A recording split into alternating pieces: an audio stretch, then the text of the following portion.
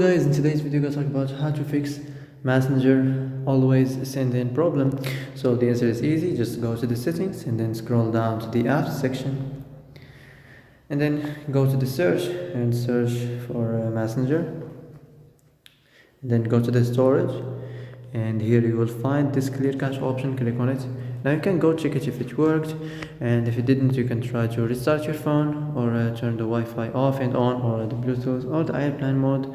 And also you can try to clear data, but be careful. If you clear data, all the Messenger's data will be deleted. This includes all files, the settings, the accounts, the databases, etc.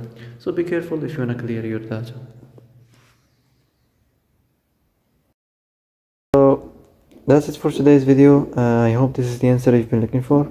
If you like this video, don't forget to like and subscribe, and see you in the next video.